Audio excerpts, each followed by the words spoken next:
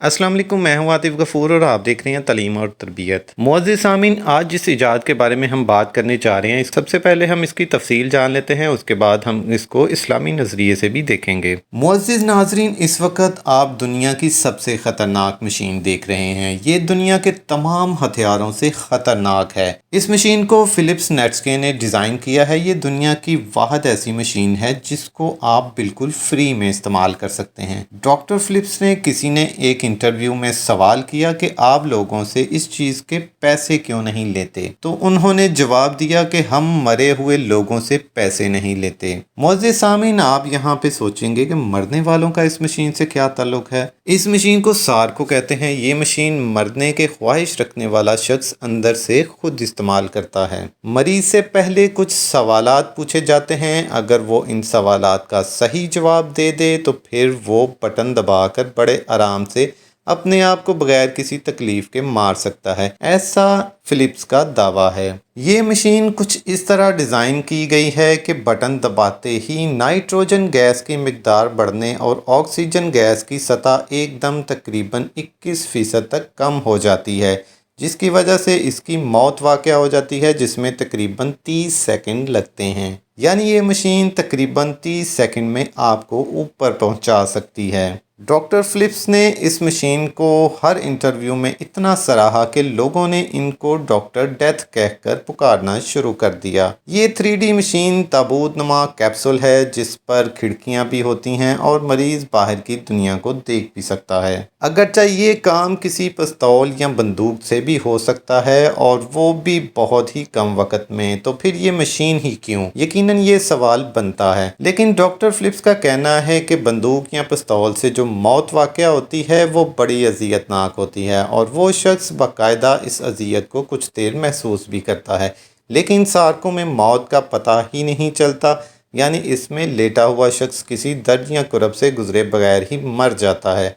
वाज़िया रहे कि ये मज़कूरा मशीन स्विट्ज़रलैंड, हॉलैंड, जर्मनी और कनाडा में कानूनी तौर पर आप इस्तेमाल कर सकते हैं, यानी कि इसको कानूनी तौर पे तहफ़्फ़ुज़ दे दिया गया है। डॉक्टर फ़िलिप के दावे अपनी जगह, लेकिन मौत के वक़्त इंसान को जो तकलीफ़ होती है वो नाकाबिले बर्दाश्त होती है। कहते हैं मौत के वक़्त इंसान को इस शिद्दत की प्यास लगती है कि उसके हलक में तमाम दरियाओं का पानी भी डाल दिया जाए तो उसकी वो प्यास ख़त्म नहीं होती। खुदकुशी क्यों हराम है? खुदकुशी के बारे में इस्लामी तालीमात का खुलासा ये है कि ये फ़ेल हराम है। इसका मुर्तकिब अल्लाह ताला का नाफरमान और जहन्नमी है। कुरान और हदीस के दलाइल पर बहस से कबल आइए देखते हैं कि इस्लाम ने इसे इतना बुरा क्यों करार दिया है। दर हकीकत इंसान का अपना जिस्म और ज़िंदगी इसकी ज़ाती मलकियत नहीं बल्कि अल्लाह अज़्ज़ व जल की अता करदा अमानत है। ज़िंदगी अल्लाह ताला की एक ऐसी नेमत है जो यकीनन तमाम नेमतों के लिए एहसास की हैसियत रखती है। इसलिए इस्लाम ने जिस्म जान के तहफ़्फ़ुज़ का हुक्म देते हुए तमाम अफराद माशरा को इस अमर का पाबंद बनाया है वो हर सूरत ज़िंदगी की हिफाजत करें। इस्लाम ने खुदकुशी को हराम करार दिया है। इस्लाम किसी इंसान को खुद अपनी जान तलफ करने की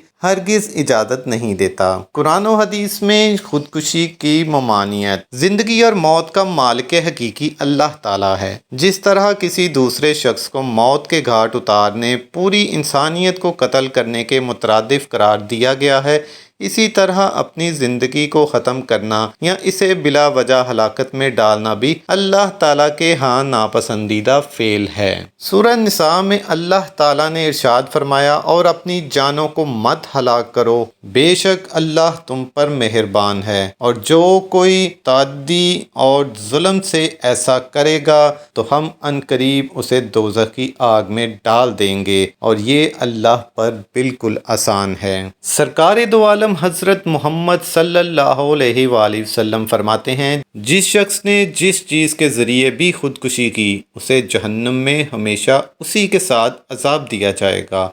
यानी कि दुनिया में उसने खुदकुशी के लिए जो तरीका अपनाया था, दोज़ख में भी उसको हर लम्हा उसी अमल में से गुज़रना पड़ेगा और उससे ये अज़ाब टाला नहीं जाएगा। اور ایسا شخص حضور صلی اللہ علیہ وآلہ وسلم کی شفاعت سے بھی محروم رہے گا اور اس کی بخشش کسی صورت بھی نہیں ہوگی۔ یہاں یہ بات بھی قابل غور ہے کہ دنیا کی عارضی تکلیف کو برداشت نہ کرنے کی بجائے خودکشی کرنے والا آخرت میں اللہ تعالیٰ کے اس عذاب کو کس طرح برداشت کر پائے گا۔